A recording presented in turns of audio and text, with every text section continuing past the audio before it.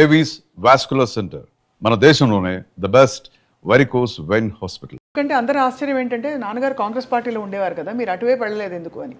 అదే అంటే అప్పుడు మా ఫ్యామిలీస్ అన్ని కూడా కాంగ్రెస్ ఫ్యామిలీస్. ఇంకో పార్టీ ఇక్కడ చూసా ఆ రోజుల్లో కాంగ్రెస్ను కమ్యూనిస్ట్ అంతే ఉండేవి, మిగిలిన ఏమి ఉండేవి కాదు. అవును, జనసంఘం అది భోజన సంఘం అది ఇది అంటే ఎవరు తప్ప దానికి కూడా ఏమి ఉండేది కాదు. అదే సార్.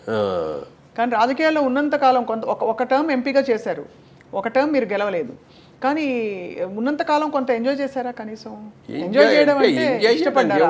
దానికి ఏంటంటే ఎంజాయ్మెంట్ ఎవరైనా ఫీల్ అయ్యేది అంటే పక్కన అటు గన్మెన్స్ ఉంటారు. ఒకలాగానే ఎంపీ గారు వచ్చారు, ఎంపీ గారు వచ్చారు, లేకపోతే ఎమ్మెల్యే గారు వచ్చారు, మంత్రి గారు వచ్చారు, తప్పకుండా ఆ ఆర్టిఫిషియల్ అది మనకి ఎట్లాగో ఉంది. సినిమా యాక్టర్గా మనకు ఉంది. అవును కదా, అవును అంతే. మనకి వాళ్ళు కొత్తగా దాని రాజకీయాల్లోకి వెళ్ళటం మూలంగా నేను ఎంపీ అవటం మూలంగా నాకు వచ్చిన కొత్తగా వచ్చింది ఏమీ లేదు. ఆ గన్మెన్లు కూడా వద్దన్న, నిజానికి నా గన్మెన్లు పెడితే గన్మెన్లు పంపించాను.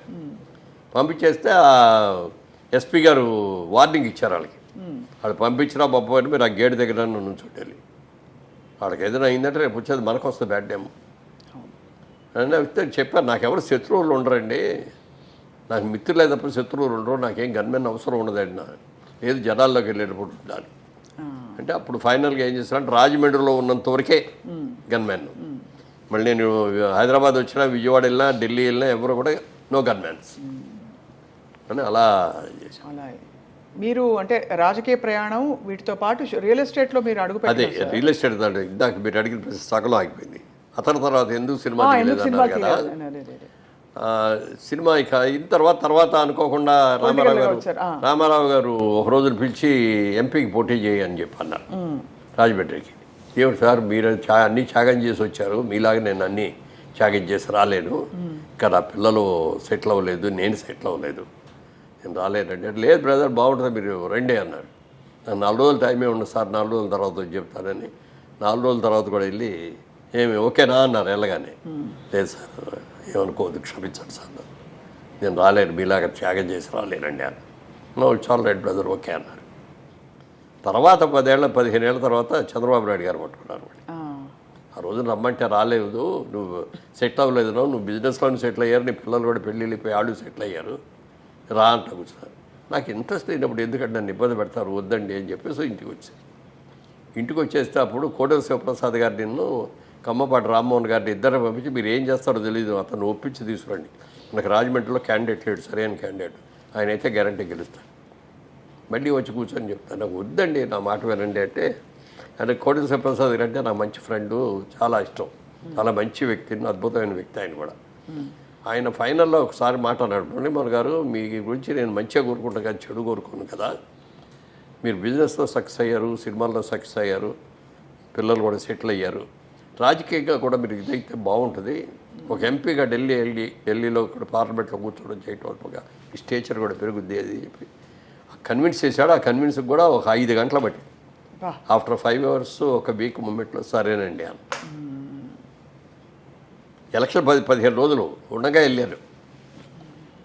అక్కడికి వెళ్ళిన తర్వాత ఏం చేయాలో ప్రచారం ఎలా చేయాలో నాకు తెలుసు. Already Telugu Desam party every year ప్రచారం చేస్తూనే ఉన్నారు. అందుకని ప్రచారం చేయటం నాకు తెలుసు. కానీ బూత్ కమిటీలు ఏంటి, బూత్లు ఎట్లా, ఓట్లు వేసేవాళ్ళు ఎట్లా, ఏది ఇవన్నీ తెలియదు. ఏదో కింద మీద పడ్డాం. 7 కాన్స్టిట్యున్సీస్ ఉంటాయి మాకు పార్లమెంట్లో. 7లో 6 గెలిచా, ఒకటే ఓడిపోయింది. ఆ ఒకటి ఇక్కడ ఈ 7 వచ్చి 6 వచ్చిన మెజారిటీ అంతా కూడా కొట్టుకుపోయింది. అందులో అది కూడా చిన్న మ్యాజిక్ చేశారని తర్వాత తెలిసింది. అప్పుడు సెంట్రల్ గవర్నమెంట్ స్టేట్ గవర్నమెంట్ కూడా కాంగ్రెస్ వచ్చేస్తుంది. ఆ టైంలో ఇక్కడ రాజశేఖర రెడ్డి గారు ఫోన్ చేసి 2 కలెక్టర్లకి మీరేం చేస్తారో తెలియదు, నాకు అక్కడ ఉండవల్లి కావాలి. నా మీద కోపం కాదు, ఆయన మీద ప్రేమ. ఆయనకి నాకు అప్పుడు ఉండాలి, నాకు ఎంపీగా గోల్మలై అంటే నాకు వెస్ట్ గోదావరి 3 కాన్స్టిట్యున్సీలు, ఈస్ట్ గోదావరిలో 4 కాన్స్టిట్యున్సీస్. వెస్ట్ గోదావరి 3 ఏలూరులో కౌంటింగ్ జరుగుద్ది, ఈస్ట్ గోదావరి ఏమో కాకినాడలో జరుగుద్ది. ఇక్కడ ఏం జరుగుతుందో అక్కడ తెలియదు, అక్కడ ఏం జరుగుతుంది ఇక్కడ తెలియదు. ఆ పరిస్థితిలో ఫైనల్లోకి వచ్చాడు. గెలిచాడు వల్ల 1700 ఓట్లతో ఓడిపోయారు అని చెప్పొచ్చు. సరే అప్పుడు వచ్చింది నాకు కూడా కోపం అంటే పౌరుషం. జీవితంలో ఎక్కడా మనం ఫెయిల్ అవ్వలేదు, ఇక్కడ ఎందుకు ఫెయిల్ అయ్యాం మనం అని అనుకొని ఏమన్నా జరిగింది ఫెయిల్ అయ్యాం. ఏమైనా సరే మళ్ళీ ఇక్కడే ఈ 5 ఏళ్ళు ఇక్కడే ఉండి ఈ 5 ఏళ్ళు కూడా మనం ఒక ఎంపీ కాకపోయినా కూడా నాకు కావలసిన ప్రజలకు కావాల్సినవన్నీ కూడా మనం చేయాలి అని చెప్పి నా సొంత డబ్బులు ఖర్చు పెట్టుకొని మెడికల్ క్యాంప్స్ పెట్టిన, స్కూల్స్కి వెళ్ళి స్కూల్లో ఏదైనా ఫర్నిచర్ కావాలంటే చేయించిన, ఇలాంటి వాటికి అన్నిటికీ సొంత డబ్బులు ఖర్చు పెట్టి చేశాను 5 ఏళ్ళు కూడా. మొత్తంగా 7 కాన్స్టిట్యున్సీస్ తిరిగేవాడిని. అదే నెక్స్ట్ ఎలక్షన్స్లో అదే కాన్స్టిట్యూన్సీలో 1,75,000 మెజార్టీతో గెలిచాను. హయ్యెస్ట్ మెజార్టీ ఇన్ తెలుగుదేశం నాదే. చాలా అసలు అందుకని ఈ పొలిటికల్లోకి వెళ్ళిన తర్వాత మనం పూర్తిగా దాన్ని అంకితం అవ్వకపోతే తప్ప ఇప్పుడు చేయలేము. అవును అవును అవును. సినిమా కూడా ప్రతి క్షణం ఏం జరుగుతుందని మనం చూసి ప్లాన్ చేసి కంట్రోల్డ్గా చేస్తే తప్ప నిర్మాతగా నిలబడలేము. అందుకని ఈ స్టేజ్లో మనం సినిమా తీయడానికి వెళ్తే మనం కాన్సన్ట్రేషన్ లేకుండా చేస్తే దెబ్బతింటాము. వద్దు అని నేను అనుకున్నాను. అలాగే మా బ్రదర్ కిషోర్ గారు కానీ, మా బాబు రామ్మోహన్ కానీ, వాళ్ళు కూడా ఈ బిజినెస్లో, రియల్ ఎస్టేట్ బిజినెస్లో ఫుల్ బిజీ అవడంతో సినిమా ఆపేసి ఇప్పుడు తీయాలని కోరుకుంది. ఏం తీయాలో ఎలా తీయాలో తెలియట్లేదు. మా ఆలోచనలన్నీ మధ్యతరగతి ఆలోచనలాగానో పాత సినిమాల ఆలోచనలాగానే వస్తున్నాయి తప్ప ఈ మోడర్న్ సినిమా దానికి ఇంకా దానికి ఇది అవ్వలేక. మహిమలు మాయలు మంత్రాలు బాగా పండే టైం సార్ ఇప్పుడు. అలాంటి సినిమా తీయండి సార్. ఇప్పుడు మన హనుమాన్ చూడండి ఎంత బాగా హిట్ అయిందో. అంటే దాంట్లో ఏమైందంటే సోషో మైథలాజికల్ సినిమా లాగా చేశారు. అది సోషల్, అది కరెక్ట్. అది ఏదో ఒక దేవుడు అట్లా దీనికి బాగా ఉంది సార్. కార్తికేయ అంతకు ముందు అంటే ఇవి అసలు తిరుగు లేకుండా హిట్ అవుతున్నాయి ఈ పద్ధతిలో ఉండే సినిమాలన్నీ అనిపిస్తుంది నాకు. మంచి లైన్ తీసుకున్నాడు అతను. చూసే వాళ్ళకు కూడా ఒక పాజిటివ్ ఇది వస్తుంది, ఒక దైవ కనెక్షన్ వస్తుంది కదా. సో దానివల్ల అందరూ ఇష్టపడి పెద్ద హిట్ అయిందంటే హిందీలో కూడా పెద్ద హిట్ అయిపోయింది. అవును సార్. వీళ్ళందరూ తెలుగు యాక్టర్లు ఈ తెలుగు సినిమా అక్కడ రిలీజ్ చేస్తే అది పెద్ద హిట్ అయిపోయింది. అలా వి ఎక్స్పెక్ట్ సార్ మీరు తప్పకుండా, ఎందుకంటే సో యాక్టివ్ అండ్ ఇంకా అదే ఏ టైప్ అనేది ఇంకా డిసైడ్ చేసుకోలేదు. కథలు వింటున్నాను కానీ ఏదోదో చెప్తున్నారు. మనం ఇలాంటి కథలు అయితే మనం ఇక్కడ కూర్చొని రోజు పని చేయొచ్చు అన్న లెవెల్లో కథలు. మాట కామాట లవ్ స్టోరీలు బోరు సార్. ఎందుకంటే ఇప్పుడు బాగా మారిపోయాయి లవ్ స్టోరీ పద్ధతి. ఎరా అంటే ఎరా అనుకుంటున్నారు అబ్బాయి అమ్మాయి, అందరూ మందులు తాగుతున్నారు, అందరూ సిగరెట్లు తాగుతున్నారు.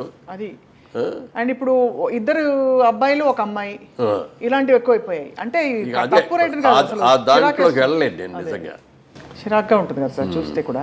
తర్వాత లివింగ్ టుగెదర్లో పెరిగిపోయింది సోషల్ లైఫ్లో కూడా. ఆ లివింగ్ టుగెదర్లు తీయాలన్నా కూడా నా మనసు అవ్వదు. మీరైతే సంప్రదాయవాది సార్ అయితే పూర్తిగా. ఎందుకంటే కుటుంబం, భార్య, పిల్లలు, అది ఫ్యామిలీ ఓరియంటెడ్. ఆ సినిమా లాగా ఒక సినిమా తీస్తే ఇప్పుడు ఆడుతుందా లేదా అనేది అనుమానం ఉందండి. అందుకే వాటి రెండింటికి వయా మీడియా సోషల్ ఫ్యాంటసీ. అదే సార్, సోషల్ ఫ్యాంటసీ మధ్యలో పెడితే. అవును సార్. ఇప్పుడు అంటే మీరు శోభన్ బాబు గారికి కూడా చాలా క్లోజ్ కదా సార్.